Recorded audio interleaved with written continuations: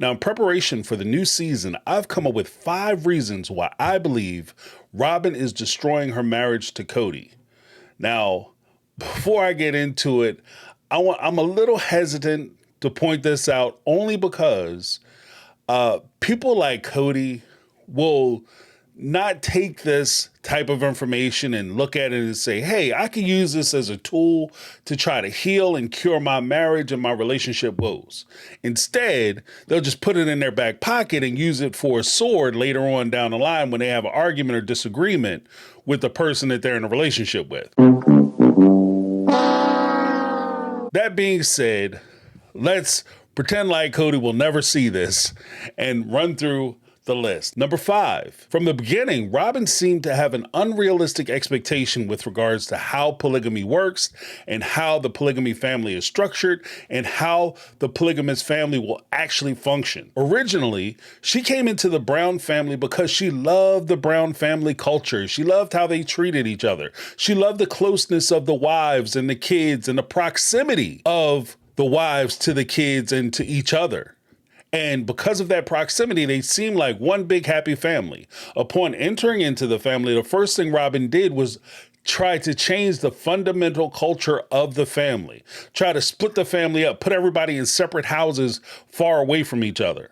Even when Robyn was new to the polygamous family and new to the polygamous practice of being in a multi or plural marriage, she came off as though she was naive to what it actually meant to be a part of this culture. And I'm talking about way back in season 1 and season 2, where she purported herself to be an expert in polygamy, even though she had never practiced it personally up until the time she married, or more to the point, she started courting and then married into the Brown family. For instance, during the first few episodes even, of joining the sister wife club and being a part of the Brown family, she had a whole bunch of stuff to say about polygamists and how they act and how they feel and how they practice and everything else. She came off like an expert, like I said before.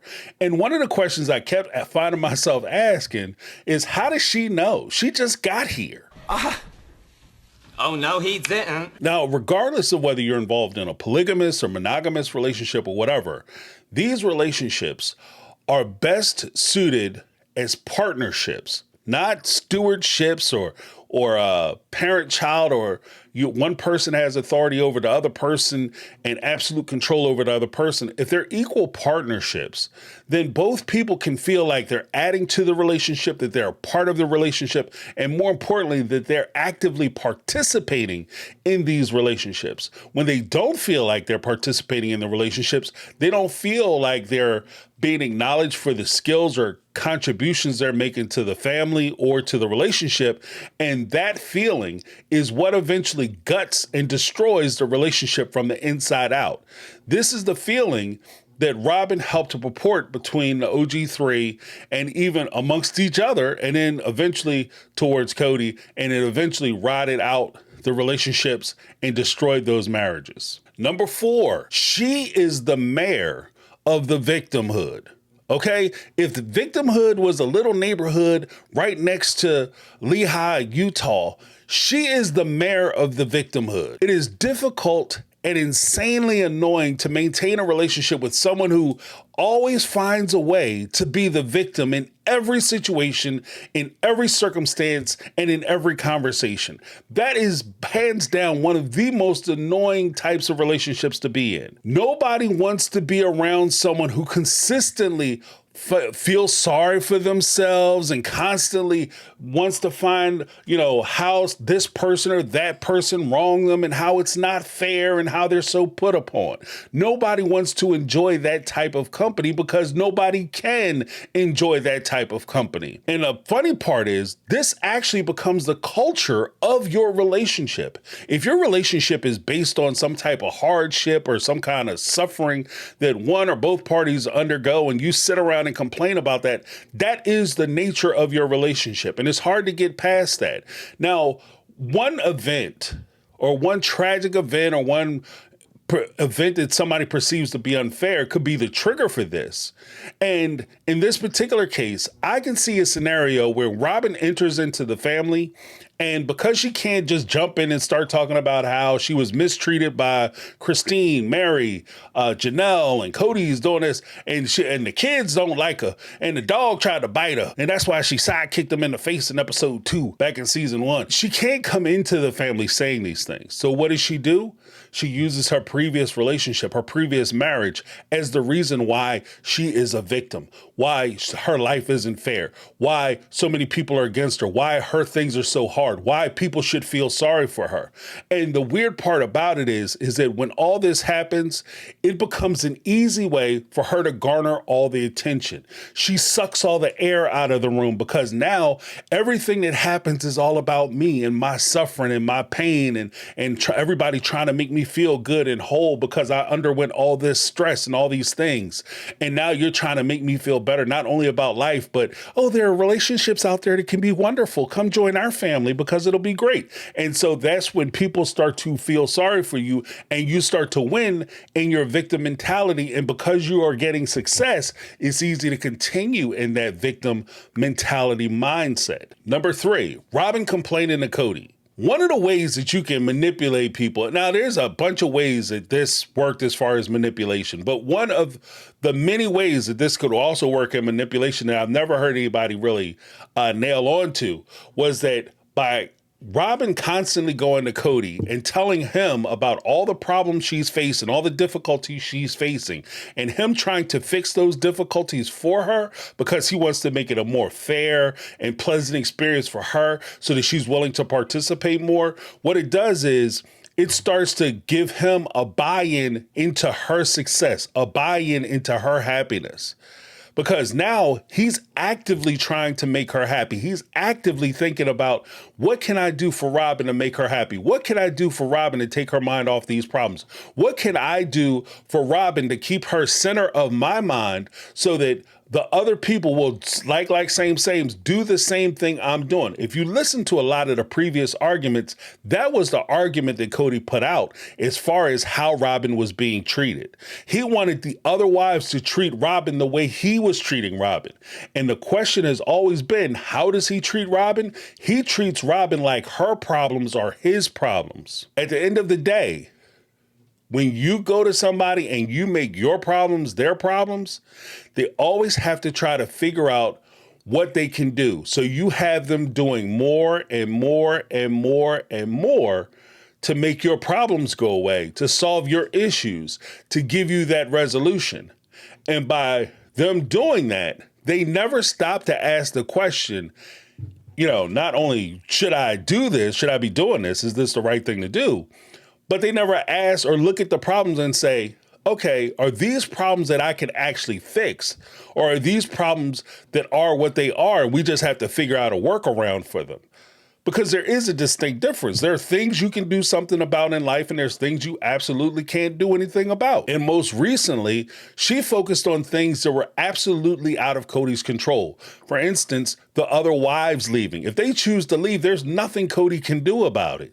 He can't make them stay. He can beg them to stay. He can ask them to stay. He can even try to bribe them to stay. But he can't make them make the choice to stay with him and stay in the family. She also set a goal of having the big family and put it all on Cody to make her dreams come true. She didn't do anything to make sure that the wives were getting what they needed, that their kids were getting the things that they needed so that they would choose to stay in the family. She would take as much as she could from the family, as much as she could from these situations, and then it was everybody else got to figure it out for themselves. And then when things started to sour, she immediately turned to Cody and said, you have to fix this. Number 2, she wanted to be the favorite sister wife, and thereby she drove the other women away. How did she drive them away? Who in their right mind wants to constantly be reminded that they aren't good enough, that they aren't pretty enough, that they aren't funny enough, they aren't entertaining enough, that they're crap sister wife? Who wants to sign up for that? But that was part of the daily diet that Robyn had subjected the sister wives to by going through Kody and complaining to Kody and ramping Kody up into thinking that these women are terrible people and they're terrible moms and they're terrible wives and they're terrible sister wives. Now, Robyn turned the Brown family into a competition that she wanted to win at all costs. Now, I'm going to make a video specifically talking about Robyn and her competitive nature when it came to the OG3 and their kids. I hope you guys tune in for that. But that's one of the main reasons as to why this family did not work. She turned it into a competition. She wanted to be the best sister wife, not the best version of herself or the best sister wife that she can be. She wanted to be the best sister wife in the Brown family, the one that Kody could point to and say, that's my favorite, best first wife. And that's what she strove for, even with her condescending remarks as far as, I know how to make him happy. When he comes to my house, we have a honeymoon experience, as opposed to what? Him going over to the other women's houses and having an actual marriage experience. And we can't forget, by her using the victimhood status, that turned Kody against the other wives and the kids. Then, faced with the reality that they're not only going to be considered shit sister wives, but trapped in a hostile environment, the wives left. So you made them feel like that they were victimizing you, they were bullying you, and they were mistreating you because they weren't doing everything you wanted them to do.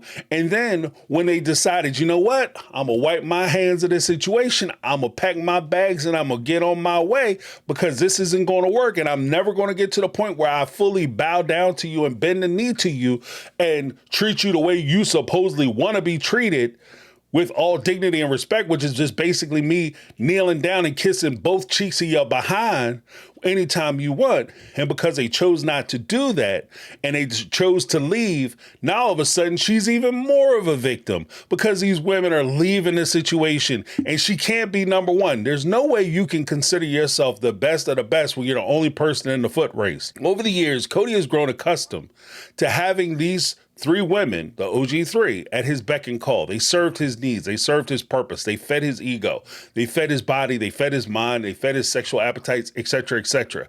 At his whim, he decided when it was going to happen. And all this did was create a man who was needy. He's a needy individual. So he needs a lot because they served a lot of different purposes. Now that they're all gone, he didn't stop being a needy man. He didn't stop needing those things done for him that these three women were doing for him. Now he needs his one last surviving wife to take over the role of the three wives who left. The problem is she wasn't doing any of that. She wasn't doing any of the roles that the other three wives were doing. Because if you listen to what she said, again, she created a honeymoon experience. You can't have the serious wife who's sitting down having serious conversations with you about serious things, and in some cases talking to you and criticizing you and telling you what you're doing wrong, and then at the same time have the honeymoon experience. Other wives did the work and she got to enjoy the honeymoon. Now the honeymoon is over and she doesn't like it. Number one, Robyn used Kody to meet her own ends. I have always and still blamed Kody for the destruction of his family because as evil and maniacal and manipulative as Robyn may be, at the end of the day, she is completely powerless when it comes to the Brown family to do anything. She didn't have any say. She couldn't do anything without his permission or his acceptance or his agreement. So she used Kody to get her ends, whether it's through the pity party, whether it's through inviting him to the victimhood or whatever the case may be, she used them. She's been very successful in steering and guiding Kody to attain the things that she wanted. She pushes him and pulls him and directs him into the things that she wants him to do. Now, is this because she's smarter than him? She's more manipulative, whatever the case may be, whatever it is. It just seemed that every time you turned around and there was a big move or a big situation going on with the family, somehow Robyn was coming out on top. And not only was she coming out on top, but it was more convenient for her than anybody else. Everybody else is inconvenienced, but somehow Robyn is winning. The OG3, when they first moved to Las Vegas, they moved away from their families. They moved away from their friends. They moved away from their communities, their church, everything else so that they can go out to Las Vegas. Robyn's family happened to live in Las Vegas at the time. Her stepfather lived in Las Vegas. Isn't that curious? Then when they get out to Las Vegas, they're out there for a few years, 4 or 5 years. Then they move out to Arizona. Just so happens that, even though they move further away from their family, friends, church, community, et cetera, their kids in some cases, because some of the kids stayed behind Aspen and Logan, and some of the other kids stayed in Las Vegas. And some of the kids didn't want to leave Las Vegas. Garrison, Gabe, Gwendolyn. But just so happens they moved to Arizona because, Las Vegas is getting too wild. We got to move. And we found some beautiful places in Arizona. Just so happens that's where Dayton, her oldest son, is going to school. Winning. The whole time, every time that everybody else is inconvenienced, somehow she finds herself on top winning. Coincidence? I think not. But that's just my opinion. Now, one of the major downfalls, I think, not only to Robyn, but to Kody as well, is that he spent so much time languishing with her, relaxing with her in her presence, and dealing with her, that he started to absorb and adopt a lot of her mentality, a lot of her approaches towards life. He started to take on the victimhood mentality as well. Not just the victimhood, though. It's not just the fact that he's saying I'm a victim. He also started to see enemies everywhere, that sense of paranoia. Everybody is out to get me. That's why my life is so bad. That's why my life is so hard. Everybody else is standing in the way of my goals and the things I'm trying to achieve for myself. Everybody is undermining me. Everybody is talking crap about me behind my back. Everybody is doing something wrong to me. These are things that Kody has expressed on the show.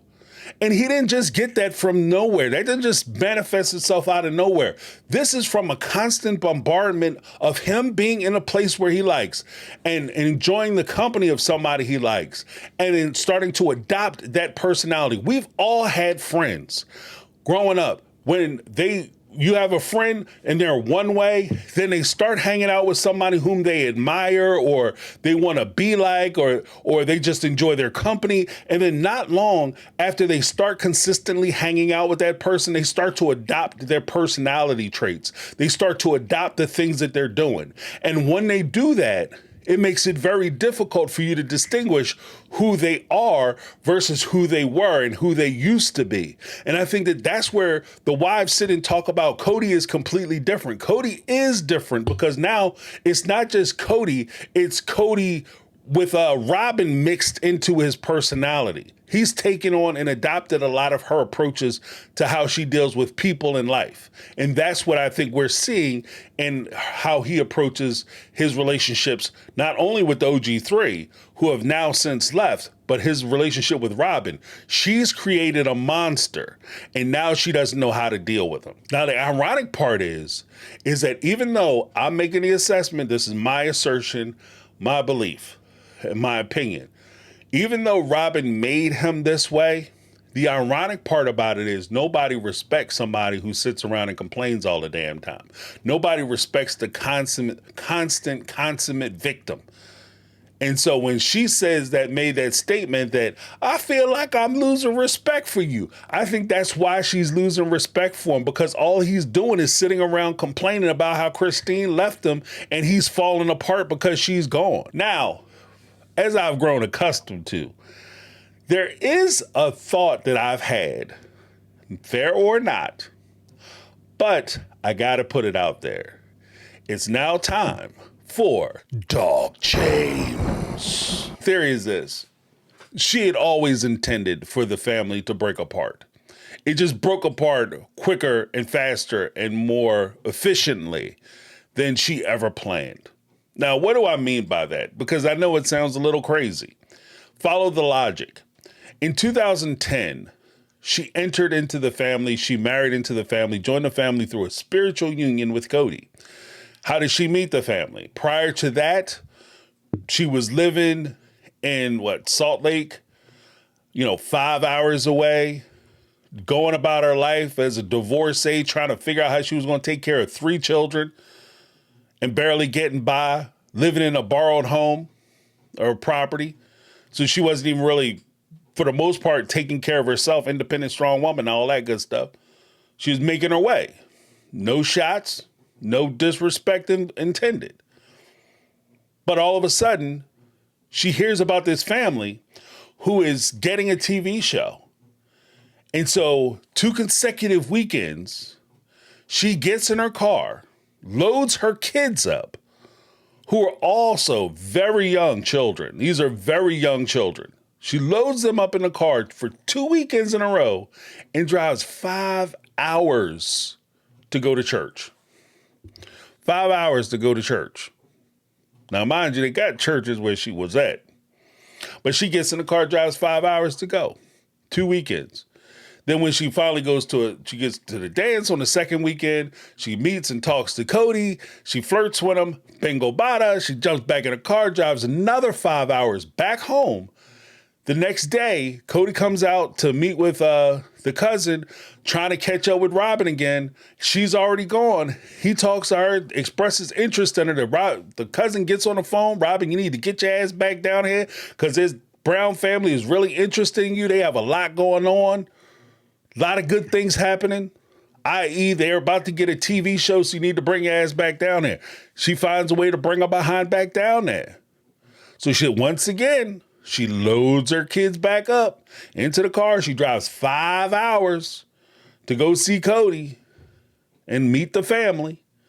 And then in 2010, she joins the family. So this is an opportunity for her to join the family. What happens when she joins the family? You get TV exposure. Now, in the way the history is written out and the things that we've seen, Sister Wives has become one of the more successful reality TV shows. They've had 19 seasons. They were featured in a lot of famous places and all that. But suppose they would have went the other way. There's an exit strategy built in. She isn't legally tied to or bound to the Brown family. So as a monogamist who is trying polygamy, I was trying it. It was something that was in my religion. It's a principle that involves my religious faith. I was going to give it a shot. It didn't work out. Turns out Cody is a jerk. The wives are mean and nasty. They're mean girls. So I left. And maybe she could parlay that into her own spinoff show. Like the precursor of what we're talking about now, surviving Mormonism, surviving polygamy. She could have had that opportunity. But the show didn't get canceled. The show wasn't poorly received. In fact, it was so well received, she met Oprah. She was going on talk shows and reality shows or additional shows. She was on the cover of magazines. They were able to release a New York Times bestseller. She did everything in entertainment except for come out with a song. This has been a very successful, very positive venture for her. And then once they get to Las Vegas, in the second season, they moved to Las Vegas again, close to her dad, because she wanted to have a baby, possibly already pregnant. But she wanted to have a baby, so she moved closer to her mom and her dad in Las Vegas. Go figure. And while they're out there, she was able to get into a position where she was able to buy her first home. She bought her first home. And the other wives also bought homes. So Cody and Mary bought a house. Janelle bought her house. Christine bought her house. Robyn bought her house. She's living lovely. And like I said earlier, with the whole sense of competition, it's not enough that I win. I must win everything. It's not enough that I have, but I must have everything. So in 2014, she decided that she was going to marry into the family so that way she becomes entitled to half of anything that Cody owns. Period. Full stop. She has the legal right to get half of anything that Cody owns, because as they move from Utah, which is a community property state, they move to Vegas, which is a community property state, and they move to Arizona, which is, guess what? A community property state. Sing it with me. And when you're a community property state, anything that's acquired during the course of the marriage, you have rights to. But that also generates a problem, because in Las Vegas, each one of the wives owned their individual house. So at best, maybe she could get part of Mary's house, because Cody's name, I believe, was still on the deed up until the time they sold the house to move to Arizona. But once they sold all the properties in Las Vegas, and she was able to finagle Mary and Janelle to give her their money from the home sales, If she were to divorce Cody at that point, she could take half of that house. She could take half of that home. And not only could she take half of that home, so we're not just talking about a 50-50 split. We're talking about maybe 70-30. What, James? 70-30? How do you get 70-30? Because even in a most basic community property state, you get a 50-50 split. The lawyers are taking some of that money too. So they're going to add that on. So you're looking at now maybe 60-40. And then on top of that, because of the way she set up her relationship with Cody, there's a very strong possibility she would get alimony on top of everything else. So that alimony is coming out of his little cut of the proceeds from the divorce. And in addition to that, she will most certainly definitely get child support. Even if she doesn't get clear alimony, she's definitely getting child support. Now, before anybody jumps on here, even if Robyn sees this and like, that's not why I got married. That's not why I got married. It was just a piece of paper. Yes, marriage certificate is a piece of paper. You know what else is a piece of paper? A prenuptial agreement. That is also a piece of paper. If you really were interested in trying to stay fair and equal and not mean anything that you were getting married, you would have signed a prenuptial agreement, which would have protected the rights of those other women to be able to go after Cody how they saw fit in connection to them and their children. You would have made a way or a path for them to be able to recoup any of that money without you being in the way. But you didn't do that. We could pretend all day that you didn't understand how marriages work and what the ramifications of you actually being the legal wife worked. But you said at the time when you had asked Mary,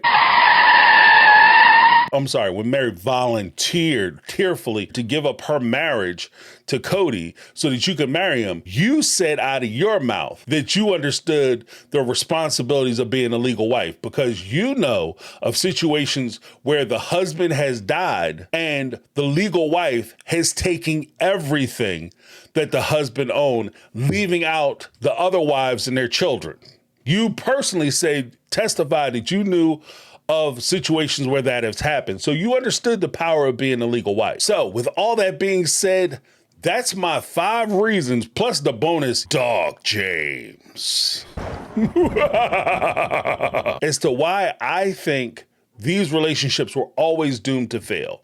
Let me know down below what you guys think, because I'm really anxious to hear what you think and what your thoughts are on this situation, whether you agree with me, disagree with me, maybe you think I'm full of bunk, or maybe you have your own reasons as to why these relationships were never going to work.